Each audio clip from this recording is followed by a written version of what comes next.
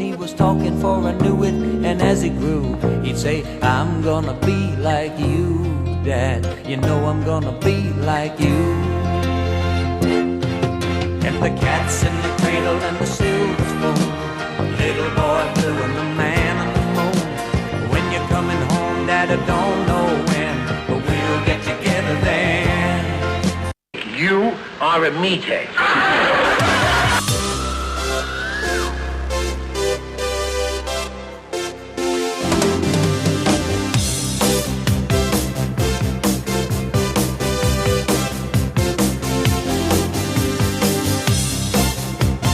Talking to kid, a dynamite!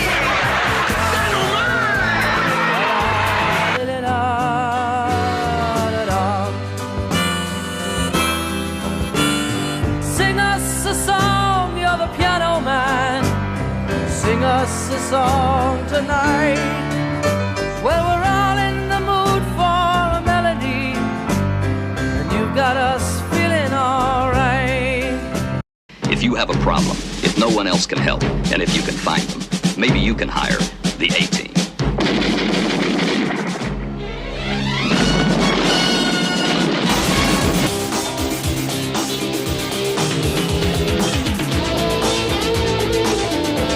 Welcome to the 70s versus the 80s, my fellow babies. And if you ever wore bell-bottom jeans, Chuck Norris action jeans, or acid wash jeans, then this is the podcast for you. Hello, everybody. This is Wolfman Mike on the mic, and I can talk 70s all night. I can talk 80s all night. I can talk the evolution of jeans all night. And as always, please remember to wash your hands after you wipe. And of course, I am joined by the man whose name rhymes with funky rock. It's Spunky Comstock, Brian, Bry Guy, no fries on the side guy. And you have joined us for a very big show today, folks. Can you believe it is 2024 already? So in honor of that, we're going to do a pop culture war, a little 1974 versus 1984, 50 years ago against 40 years ago. Can you believe it? So today we're going to be starting out with the battle of the music. So let's get into it. But first, we're going to start out with our new little celebrity game we have called Forever Young. So Brian, you know, back, we always talk 70s and 80s. It's crazy when you go back and look at the list of how old the actors and actors were in those days. They always seemed a lot older than they actually were, and now they're all younger than us. So this is a new game I was going to call, just like the song says, Forever Young. Their age for a certain, for me, I'm going from season 1 of the show, and then we see who gets closer. So perfect. Pretty easy? Okay. So I'm pretty easy. So you give me your person first. Who do you have? All right. So we just got done talking, or we're either just got done talking about, or we're going to be talking about 1974 TV season, and a show that debuted in 1974 was The Rockford Files, and the lead was James Garner. So in 1974, when The Rockford Files would have debuted, how old was James Garner. Oh, man, that's a tough one because he seemed, when I was young, he just seemed so, not old, but he seemed like an older dude, and I'm sure he's not that old. So in 74, man, I bet you he seems, that's a good one because I bet you he seems a lot older than he was. I'm going to say he was 34. Mike, valiant effort, but you are incorrect. He was 46. When The Rockford Files would have debuted on TV in 1974. James Garner having been born April 7th of 1928. I got to be 12. You got me. So you got a big cushion here. So for mine, I'm going with the Jason Alexander, who played George on the first season, 1989 of Seinfeld. How old was Jason Alexander, who played George Costanza? George Costanza. In 1989, the actor, he looked like he was in his early 40s, at least, when he was in the Soup episodes and stuff like that. That might have been a little bit later. And of course, he's wanting to eat soup. He's got to be into his 40s. I'm going to guess that he was 37 years old. He was. You're way off, but you're closer than me. He was 29 years old in season 1. 29. He didn't look a day over 40, so I guess he was 29. bald, and he was in what Pretty Woman. Like 2 years later, he was supposed to be a contemporary with Richard Gere, or I think he was almost supposed to be older than Richard Gere, who was like 41 or something. Yeah, he was that movie. salesperson in the. Yeah, he played the lecherous. Yeah. He played the yucky leches guy, and yeah, he was only like 30 or 31 in that role. So, yeah, so he was 29 in the first year of Seinfeld. Yeah, he had that Charlie Brown hairstyle. Yep. For the So we 29-year-old. were both way off. So I guess that means we both made good choice or picked good people. This is a good game. We'll have to think of a name for it. Well, Brian, I'm thinking of calling it Forever Young after this song by Alphaville from 1984. And speaking of that, let's get into it right now. 1974 songs versus 1984 songs.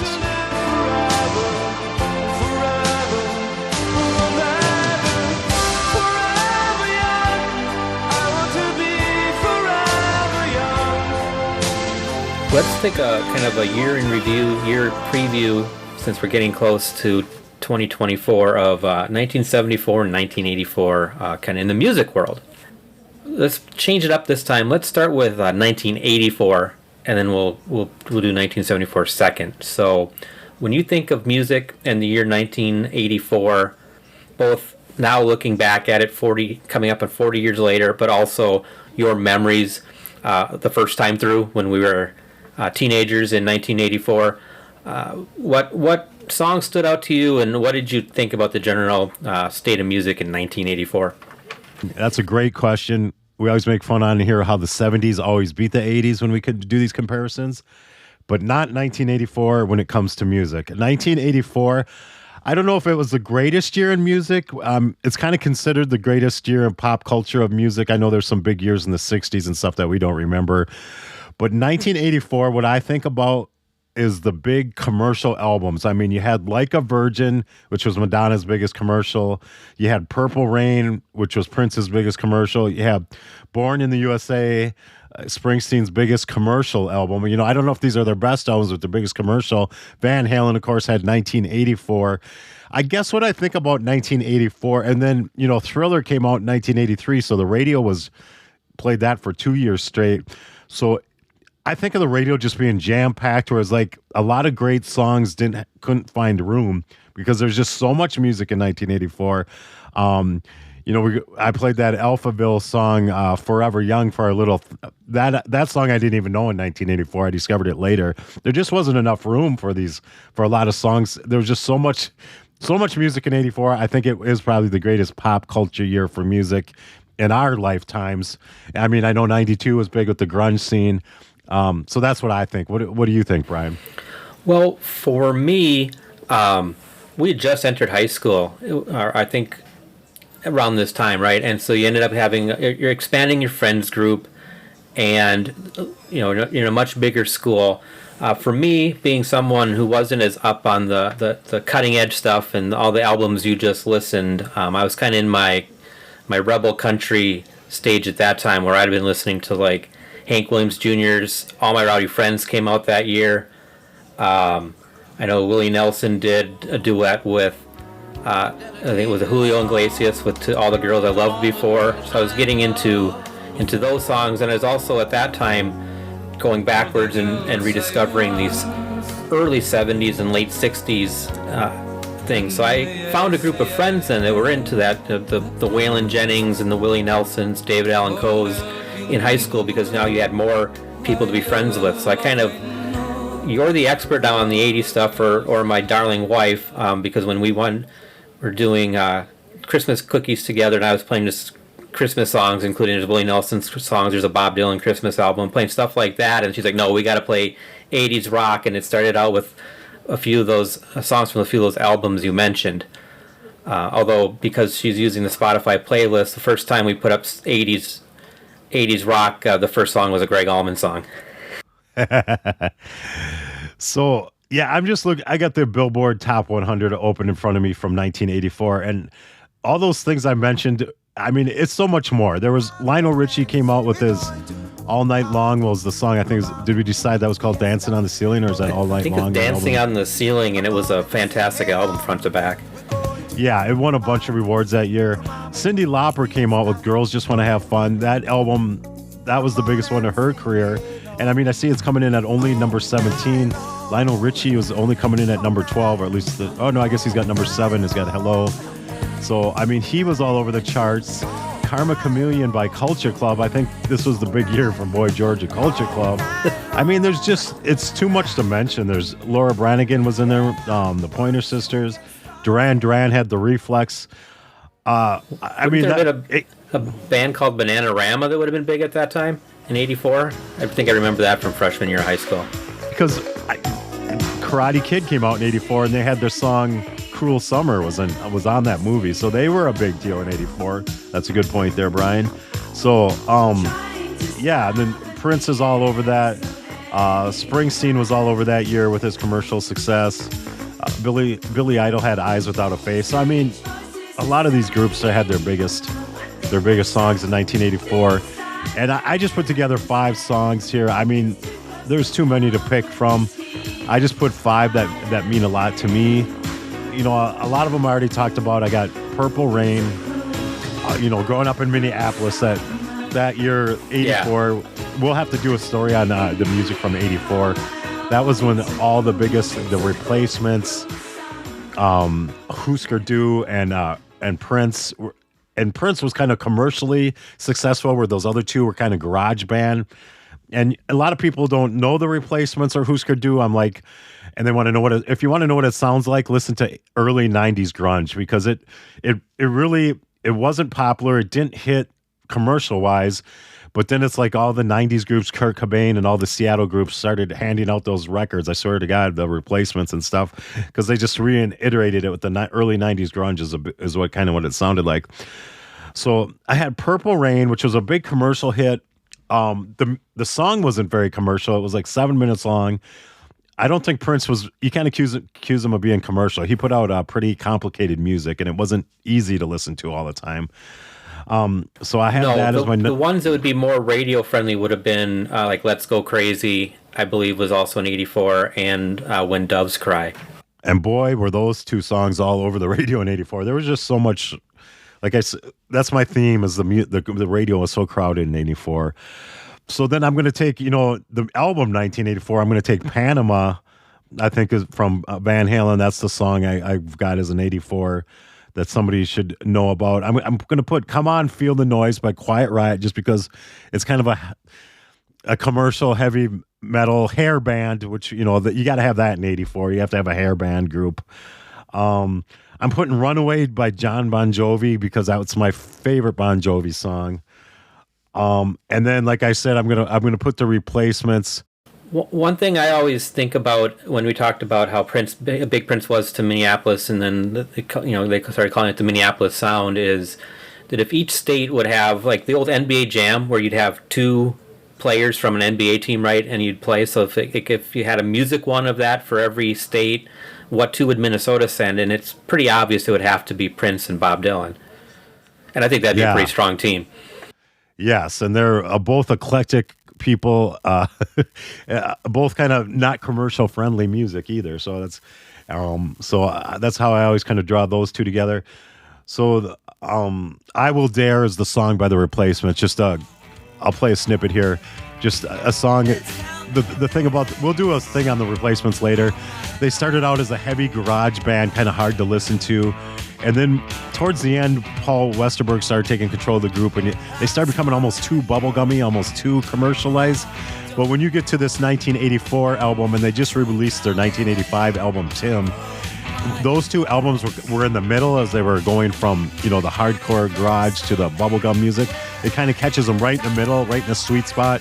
And those are always considered, all their albums are great, but those are considered their 2 best. And then, I'm sorry, Brian, I'll get to you. I'm just so excited about 1984 music here. I'm going to get to you in 1 second. I have a couple honorable mentions, just because there's so much music. Like a Virgin is a song we should, of course, was all over the radio. And that's when everyone was like, is it Madonna or is it Cyndi Lauper? Because she had Girls Just Want to Have Fun and Time After Time, which is, I think, is almost a better song. And then we had, Spin Me Round was a big song, and The Warrior by Scandal. So, I mean, and there's just too many songs to name from 1984. So I'll just shut up now, Brian, and throw it over to you. What do you have? No, by all means. You're the you're going to be the one that people are going to have to listen to and be more in tune with for 1984 music. I've backed out of the 1984. I found some I don't know, we'd call it redneck friends, and got kind of deep into that outlaw country. But it was before like Steve Earle's stuff came out. So I think I hit my 5 were like all my rowdy friends, as in a strong Hank Williams Jr. at that time. In retrospect, Prince, I really did like When Doves Cry and Let's Go Crazy. And then Willie Nelson did a cover of Steve Goodman's City of New Orleans on his album that year, and being a big Willie Nelson fan, that always, any song from Willie Nelson stands out to me, and him covering another songwriter is great. And then I think it was released in 83, but a song that kind of for me carried over into 84 was David Allan Coe's The Ride, and I didn't know it at the time, but the guitar on there was a very young Warren Haynes, who went to kind of be really vital to the rebirth of the Allman Brothers in 1989. And then his own band Government Mule, which is one of those power trio bands for, I would say it's my favorite new band, but they've been around since 1994. So that shows how I'm stuck in the 70s. So you're the expert for the 80s. I just when my wife's listening and she's dancing along to we were listening to the 84 stuff, and there's like Billy Idol comes on and stuff like that, and it's just, and I'm lost, because I was not cool and popular and hip and with it now, like you were, and like my darling wife was, but I was just a backwards hick listening to country music in 84.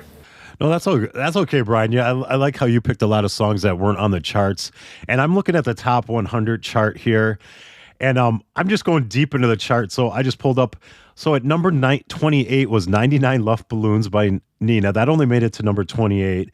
Then we got Steve Perry's big solo effort, Oh Sherry. That only made it to 31. We got Lionel Richie again with Stuck on You at 32.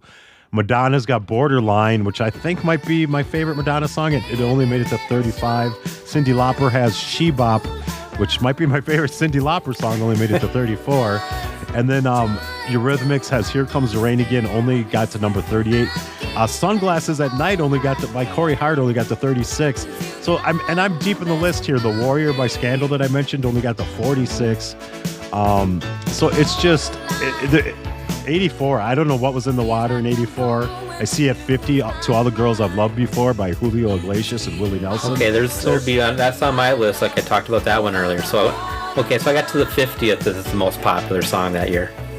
Something that I would listen to.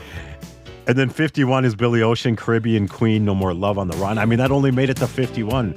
So, I mean, we're gonna obviously have to do another show on 84 music. There's just too much to cover here. Let's, I'm starting to feel sorry for 74. Why don't you go and lead us into what kind of songs did you like? I was going to say to our fans, go to the Facebook page or use the SpeakPipe and either agree with Mike or give him some a fair argument. Is 1984 the best year in music for the 80s? We'll look forward to hearing your feedback on that. 1974. So we were kind of we really hit 1973 hard when we had Alan Paul on as a guest. He wrote a book about the Allman Brothers album that came out in 1973, and we had him on for an episode. And so 1974 was kind of the start of the rise of that Southern rock stuff, because the Lynyrd Skynyrd's second album came out, and it had Sweet Home Alabama would have been the most well-known song off of that album. That's up there. And then we talked about Jimmy Buffett after he passed, and his Come Monday, his first hit came out that year. I don't know how high it got in the Billboard charts, but it really kind of started the Jimmy Buffett thing. One of my favorite songs from that year is the Doobie Brothers' Blackwater's my favorite Doobie Brothers song, and that came out in 74. And then Dolly Parton with, I think you said it might be one of your favorite Dolly Parton songs, was Strong with Jolene that year. Wow. And then we can't talk about 1974 without talking about the streaking phase. And Ray Stevens had a song called The Streak, which I loved as a kid. He's just as proud as he can be.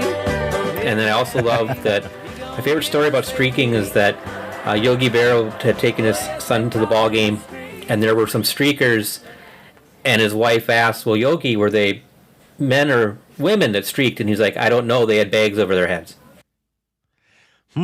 That's a Yogi Berraism if I ever heard one. Yeah. Do you have thoughts on then the 1974 music and how it pales in comparison to the powerhouses that made 1984 one of the best years in music? I don't think 74 was a bad year of music. I think it was a pretty typical year of music. I mean, just 84 had all the firepower. When I think 74, I was kind of looking through the list, and I'm a big singer. I know you like that Southern rock. I'm a big singer-songwriter guy. And for me, so the songs I picked are all singer-songwriter songs I got. But listen to these singer-songwriter songs. So we already talked about them, passing away in 2023. I got Sundown for Gordon Lightfoot. You better take care if I find you've been creeping round my back stairs. Sundown, you better take care. We told a little story about that song. I encourage everybody, you've heard that song before a million times, but go back and listen to it. I think it's an absolute masterpiece. His voice on it, the production on it. So that's kind of a singer-songwriter song. And then I got Piano Man by Billy Joel, which might be his biggest hit ever. That's, of course, singer-songwriter. And then Cats in the Cradle by Harry Chapman. Everybody knows that song. It got played to death because it was a great song. And then an artist we haven't really talked about much on this, but I love him, is Bob Marley, and he had No Woman, No Cry that year. So that's just another amazing song. Oh, and then I didn't mention The Joker by Steve Miller. So this is kind of when Steve Miller kind of kicks off, and he's the most 70s sounding artist I think there is. That could be. The 70s did kind of have that. When you look back at it, there's two thoughts to it. The 70s was kind of that hard partying, the Southern rock kind of thing before, smoking wasn't banned, so people could smoke indoors and all this kind of thing. But also there's the mellow 70s with these singer-songwriters and the songs and like Cats in the Cradle or these more contemplative, reflective, deeper songs. So you brought up an interesting point there. What's that? Well, that it was kind of that. That was the strength of the mellow 70s and the singer-songwriters. Is kind of that was its, probably one of the strongest eras of the singer-songwriter, where you're having the ones you mentioned, and I think Jim Croce might have had a song in 74. Yeah, it's Your Streak. I didn't realize that went up to number 8 by Ray Stevens. The Streak. Wow, I like that song. I barely remember it. I can't believe it's all the way up at number 8 there. That's pretty crazy. Well, the 70s were a different time. It was a different time. We're not talking much about the funk sound. Jungle Boogie by Kool and the Gang, and most people will recognize that now as the theme song to Pulp Fiction, kind of the first song that kicks off Pulp Fiction. Kind of that funk song was going on. Jim Croce, Time in a Bottle, is really not a funk song, of course, but that's kind of that singer-songwriter. John Denver with the Annie song. Those songs are at number 24 and 25. So it's all singer-songwriter. The number one song, this is one I don't like, Barbra Streisand, The Way We Were. I mean, I guess that's a classic song. I don't think 70s when I hear that song. I almost hear 60s in it. But yeah, was that from a movie? I think it was from The Way They Were. Was that a movie? I think the song's more. That could be it. And I think maybe Robert Redford was in it. For the way we were. Yeah, I think the song is bigger than the movie, perhaps. The funk with heavy with the bass and instrumentation really what was taking off in the 70s. I think it kind of paved the way that once more electronic instruments came in, it kind of paved the way towards the more disco era and hip hop stuff of the later 70s. It kind of blossomed into other things. Yeah, that's funny. We're completely missing disco here because we started out in 74, which is too early for disco. And then, of course, 84 is much too late for disco. So we're kind of circumventing it. I see we have Dancing Machine by the Jackson 5 is at number 5. That's kind of a pre-disco song, yeah. I was say we might have to take a 3 years break from doing this when we get to later on when we're reviewing 77, 78, 79. I mean, we already talked about it a little bit. I know, and you're more of a disco fan because I know that you like the Bee Gees and like the Saturday Night Fever soundtrack. Serious music guys like you hate disco, and I can see your point to why you hate it so much. I'm in the school. I think it's fun. I think sometimes fun music is perfectly acceptable. You got to have different genres of music. So I find it as being a fun music, and I think that Bee Gees, the Saturday Night Fever album is just. I think that's you can listen to every track all the way through. So that kind of thing. But we looking on the list here for 74, we had The Entertainer, which was instrumental. So 74 was really just a different year. It was just really a bunch of Cat Stevens, a bunch of. Well, I think the music industry and the way we were consuming music and was changing because FM radio was just kind of coming into its own. And so you'd have the more traditional stations that would play like an instrumental. But The Entertainer is a fantastic piano piece, if it's the one I'm thinking about. And I think that was also featured in the movie The Sting, which would also, I think, came out in 74 or around that time, maybe 73. I know we're going to talk about 74 movies in our time machine preview of the years that were 15, 40 years ago as we're looking, 2024 in the face. Definitely. So that. Yeah, that's back when we still had original song. That's the great thing about the 70s is they still had the original.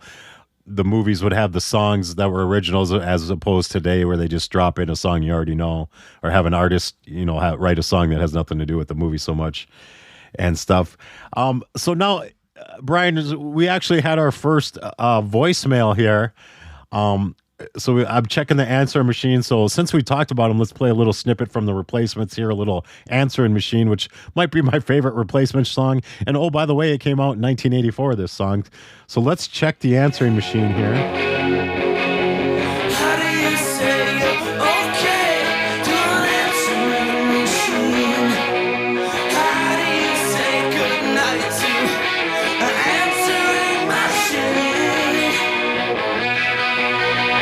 Again, everybody, you could always call into our answering machine. I put the SpeakPipe link on all our show notes. What you do is go to show notes. You just click on it. Just talk into your phone. You can call and tell us everything. Tell us you disagree with us. Tell us we're idiots. Or tell us something that you want us to have covered that we never covered before. So what I have here is I have Gasper, and he was actually been on the show before. He was on the Top Gun versus Maverick episode. That was a great episode. That's the first time we did like a modern movie, but we were comparing it to an 80s movie. And he's on a little podcast, a free podcast that you can hear on the same called the Hood Rat Recap. It's about a group called the Hold Steady, which I've never talked about on here, but I follow them around the country. They're kind of an indie group from the 2000s that they bring back speaking of this music, they sound like the band, they sound like Thin Lizzy, they sound like Springsteen, and the Replacements again are a big influence on them. So we put the call out for you guys to give us what songs you like from 74 and 84, and here's what Gasper had to say here. Hey, 70s versus the 80s podcast. I heard Brian and Mike put out the call for favorite songs for 1974 and 1984, so I thought I'd throw my 2 cents in. This is Gasper from Queens, New York. My 1974 pick is Jethro Tull's Bungle in the Jungle. I've always thought that was one of their more fun songs that they've put out. The 1984 pick, I know the obvious choice is probably something off the Van Halen 84 album, but my favorite from that era is Genesis, That's All. I'm not a terribly big Genesis fan, but that's always been one of my favorite songs from that year. I think mostly because I saw it a lot on a Friday night jukebox video show that I used to play when I was a kid. But thanks for asking the question. Take care, guys. Bye. Yeah, I'd forgotten about Jethro Tull and Jungle Boogie, or not, Bungle in the Jungle. Jethro Tull's Jungle in the Bungle.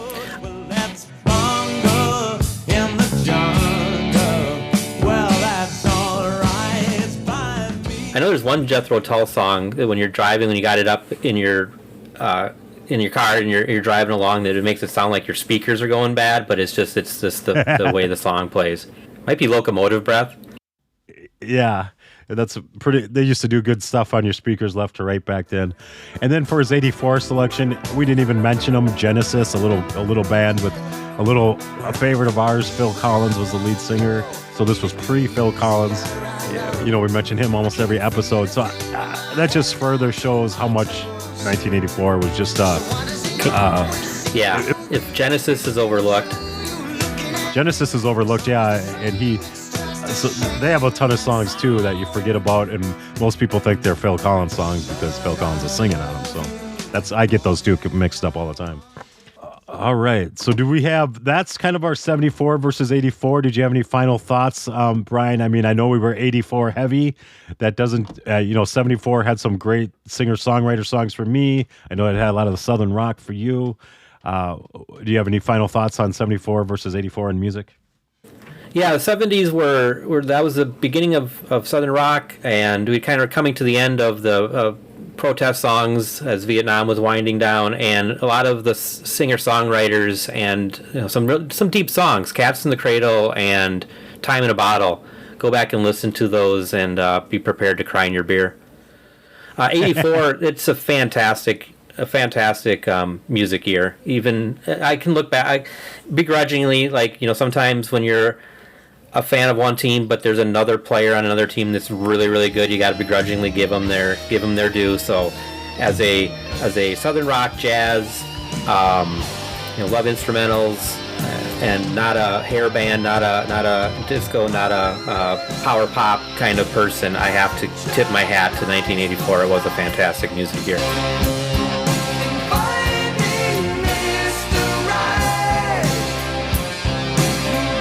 So there it is, folks. So it looks like in the battle of 1974 music versus 1984 music, I guess we decided the MTV generation beat the Southern rock singer-songwriter generation of 1974.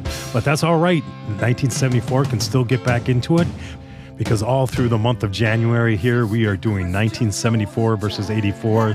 So we still have 1974 TV versus 84 TV, 74 movies versus 1984 movies. We have 74 fashion versus 84 fashion. Maybe we'll figure it out. We might have a best 74 fondue versus 84 buffet. We'll figure it out. We got it. So for all those answers and more, just make sure you keep joining us here. And thank you for joining us on the 70s versus the 80s. Keep it classy, my fellow babies.